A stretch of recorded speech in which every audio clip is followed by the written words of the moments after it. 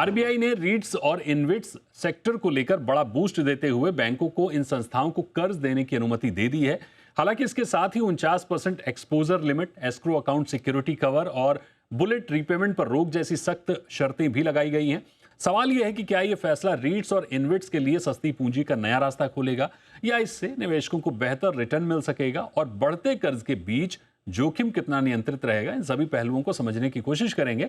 हमारे साथ जुड़ रहे हैं Vikas Puri, senior partner complete circle capital के। विकास जी, बहुत स्वागत है आपका जी बिजनेस पर।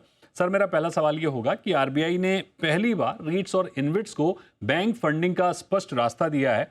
इससे भारतीय रीट्स और इनविट्स मार्केट में विकास पर कितना बड़ा प्रभाव पड़ेगा? क्या इससे नए एसेट्स की लिस्टिंग और निवेशकों के लिए अधिक अवसर देखने को मिलेंगे? धन्यवाद दीपक जी। दीपक जी, देखिए, पहले थोड़ा सा ही समझ लेते हैं कि हम डिजिटल युग की बात करते हैं। फिजिकल गोल्ड था तो डिजिटल गोल्ड भी आ गया।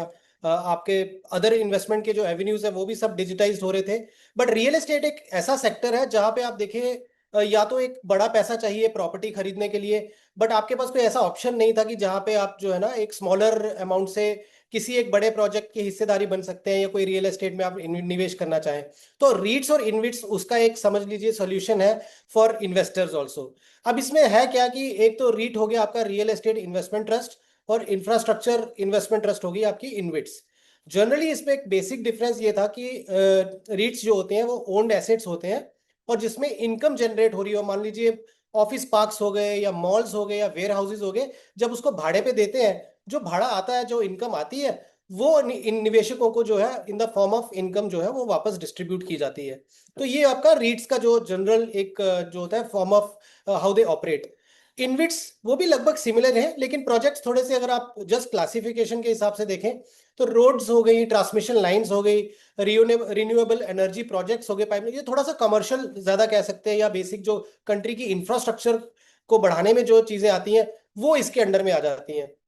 सो आइडिया वहां पे भी यही है कि जैसे मान लीजिए एग्जाम्पल के तौर पे लोग सोचते हैं कि मैं इस सड़क पे गया हूँ, इस पे टोल लगा मुझे, तो वो जो टोल की इनकम है वो जो है इनविट्स जो है वापस इनकम जो है जिनसे पैसा रेज किया है, चाहे वो इसमें रिटेल निवेशक हो, उनको भी जो है वापस डिस्ट्रीब्यूट करते हैं इन द फॉर्म ऑफ उनको जो इंटरेस्ट इनकम अर्निंग होती है वो उनको मिलती है। तो बेसिक जो स्ट्रक्चर था वो ये था। अब जो गवर्नमेंट आरबीआई ने जो प्रावधान दिया है वो ये दिया है कि डायरेक्टली जो है बैंक्स रीट्स और इनविट्स प्रोजेक्ट्स को डायरेक्ट इन्वेस्ट नहीं कर सकते थे, लैंड नहीं कर सकते थे पैसा, उसके लिए अलाउ किया, जो आपने अभी बोला भी कि 49% फंडिंग जो है एसेट वैल्यू के सामने उनको फंडिंग की जा सकती है। विकास जी, आरबीआई ने 49% exposure cap, escrow account, security cover और बुलेट रीपेमेंट पर रोक जैसी कई कड़ी सुरक्षा शर्तें लगाई हैं। क्या ये नियम रिटेल निवेशकों के लिए अतिरिक्त सुरक्षा कवच साबित होंगे या इससे रीट्स और इनविट्स की ग्रोथ की रफ्तार सीमित हो सकती है? सी कंबाइंड आप समझ सकते हैं, बिकॉज जब भी कोई रेगुलेटरी फ्रेमवर्क बनता है, आप जैसे कि देखिए एलटीवी लोन टू वैल्यू कह सकते हैं, अगर 49% है तो विच मीन कि अच्छा खासा कवर होना चाहिए। मान लीजिए कोई एग्जाम्पल के तौर पे 500 करोड़ की अगर कोई बिल्डिंग है या कोई ऑफिस पार्क है, तो उसके सामने अगर उनको फंडिंग चाहिए तो वो 250 करोड़ मिलेगी, विच मीन्स कि कल को किसी वजह से अगर कोई परेशानी हो जाए किसी ग्रुप में, तो एटलीस्ट बैंक जो है उसको मार्केट में अगर बेचने भी जाएंगे, डिस्काउंट पे भी बेचेंगे, तो एक 500 करोड़ का अगर मान लीजिए रियल एस्टेट प्रोजेक्ट है, अगर वो डिस्काउंट पे भी बेचेंगे तो 300-400 करोड़ में भी अगर वो निकल गया, तो एटलीस्ट लेंडिंग उसके सामने 250 करोड़ की बैंक ने की हुई है। तो ये सब चीजों को नजर रखते हुए जो लोन टू वैल्यू उन्होंने 49% का रखा है। अब बुलेट पेमेंट का भी ये है कि जो पेमेंट होगी, रीपेमेंट होगी जो बैंक्स को, वो एक शेड्यूल्ड इंस्टॉलमेंट के बेसिस पे होगी। यानी अगर आपने 100 करोड़ का बैंक से लोन ले लिया है और 15 साल या 20 साल का लिया है, तो आपकी एक 15-20 साल का रीपेमेंट शेड्यूल बना जाएगा। ऐसा नहीं हो सकता 5 साल के बाद आप आए और एकदम से बैंक को वो पैसा लौटा दें, बिकॉज पूरा कैश फ्लो मैनेजमेंट है वो उनको प्रॉपर पहले उसकी विजिबिलिटी होगी, उसके बेसिस पे ही बैंक आपको लेंडिंग करेंगे और उसके बेसिस पे ही आपका रीपेमेंट आएगा। तो ये कुछ चीजें हैं जो रेगुलेटरी जब फ्रेमवर्क होता है तो दीपक जी वो एक कमर्शियल इस्टेब्लिशमेंट जो होगी उसके भी हित का है, और ऑब्वियसली जो रिटेल निवेशक अब धीरे धीरे थोड़ा सा आप देखेंगे इसमें भी अब ट्रैक्शन आने लग गया है, रिटेल निवेशक रीट्स और इनविट्स में भी निवेश करने लग गए हैं, तो उनके भी हित की ये चीज है कि उनको भी एक विजिबिलिटी होगी, हाँ हमें जो इनकम आएगी। तो अगर मैंने कोई प्रोजेक्ट में 5 साल के लिए पैसा लगाया है, ऐसा ना हो 2 साल के बाद पूरा पैसा वापस आ गया और बोले जी बुलेट पेमेंट हो गई, अब तो आपका जो है प्रोजेक्ट हमारा ये ओवर हो चुका। तो एटलीस्ट निवेशकों को भी ये विजिबिलिटी होगी कि जिस प्रोजेक्ट में मैं निवेश कर रहा हूँ 5 साल या 7 साल का जो टेन्योर होगा, तो उनको विजिबिलिटी होगी कि हाँ इतने साल तक मुझे एक रेगुलर फ्लो ऑफ इनकम आती रहेगी। विकास जी, रीट्स और इन्वेट्स की सबसे बड़ी खासियत नियमित कैश फ्लो और डिस्ट्रीब्यूशन मानी जाती है। बैंक फंडिंग मिलने के बाद क्या इन प्लेटफॉर्म्स की आय बढ़ने और यूनिट होल्डर्स को बेहतर रिटर्न मिलने की संभावना है, या फिर बढ़ा हुआ कर्ज भविष्य में जोखिम भी बन सकता है? देखिए, जोखिम को दूर करने के लिए ऑब्वियसली जो इस तरह के कैप्स लगाए गए हैं, एक तो वो हो गया।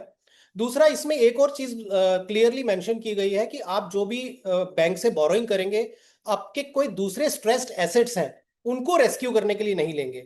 तीसरा, 80% आपका जो प्रोजेक्ट इनकम बेयरिंग होगा या इनकम जनरेटिंग होगा, उसी में ही आप उसी प्रोजेक्ट के अगेंस्ट में आप पैसा रेज कर सकते हैं।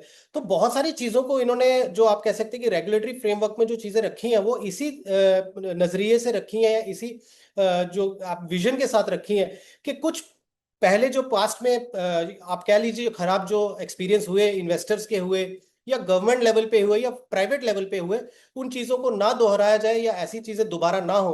तो यही एक रीजन है कि बहुत स्ट्रिंजेंट पॉलिसी रखी है। लेकिन बेनिफिट क्या है इसमें दीपक जी? बेनिफिट ये हो गया कि अब बैंक्स का जो पैसा है, अगर आप मार्केट से रेज करने जाते हैं, एनबीएफसीज के पास जाते हैं, प्राइवेट प्लेयर्स के पास जाते हैं, तो बहुत हाई कॉस्ट ऑफ आपकी बोरोइंग हो जाती है। अब आप एक जस्ट कैलकुलेशन पर्पज से सोचिए कि अगर आपने 100 रुपए उठाए, उसमें आप 18-20% की तो खाली डेट सर्विसिंग कर रहे हैं, फिर उसमें आपको जो ऑपरेशनल कॉस्ट है वो लगेगी। तो कोई भी प्रोजेक्ट जब तक 60-70% की मार्जिन पे ऑपरेट नहीं होगा, ये वायबल नहीं होगा। और इतने मार्जिन तो कहीं होते नहीं।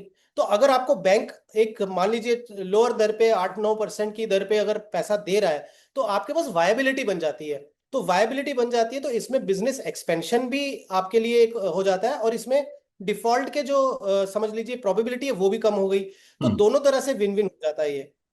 तो मुझे लगता है बैंक्स जब इसके बीच में उतरेंगे तो उनके लिए भी अच्छा है, बिकॉज बैंक को भी क्रेडिट ऑफटेक चाहिए। देखिए, बिल्कुल। मेरे आपके जैसे लोगों से जो छोटे छोटे हम हाउसिंग लोन लेते हैं या कार का लोन लेते हैं, बैंक के लिए वो सफिशिएंट नहीं है। बैंकिंग सेक्टर को अगर ग्रोथ चाहिए तो उनको बड़े इंफ्रास्ट्रक्चर प्रोजेक्ट्स चाहिए, और हम्म। वो आपको रिट्स और इनविट्स के थ्रू मिलेंगे।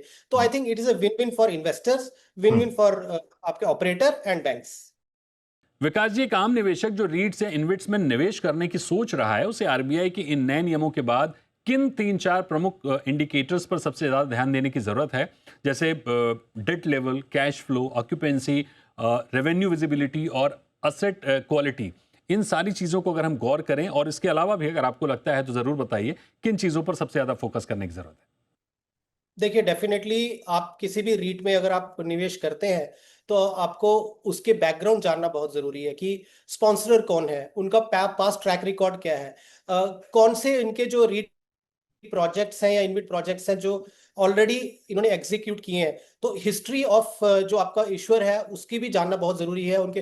हालांकि रिटेल निवेशक दीपक जी इतना ज्यादा डीप डाइव नहीं कर सकता है, तो ऑब्वियसली थोड़ा सा उनको हेल्प लेना भी पड़ेगा। जो एडवाइजर्स हैं या जो एक मान लीजिए बैंक्स ही होते हैं जो आपको इस तरह के प्लेटफॉर्म देते हैं जहां पे आप रीट्स में या इनविट्स में निवेश करें, तो थोड़ा स्टडी करना जरूरी है। बट ब्रॉडली अगर मैं ये बोलूंगा, तो निवेशकों के लिए ये भी जानना बहुत जरूरी होता है कि जब आप किसी रीट प्रोजेक्ट या इन्वेट में कर रहे हैं, तो आपका पैसा थोड़ा लॉक भी हो सकता है या हम्म। आपको लंबे समय के लिए निवेश करना पड़ेगा। हम्म। और जो डिस्ट्रीब्यूशन है, इनकम डिस्ट्रीब्यूशन है, जी। वो थोड़ी सी जो कमिटेड होती है उससे थोड़ा ऊपर नीचे भी हो सकती है।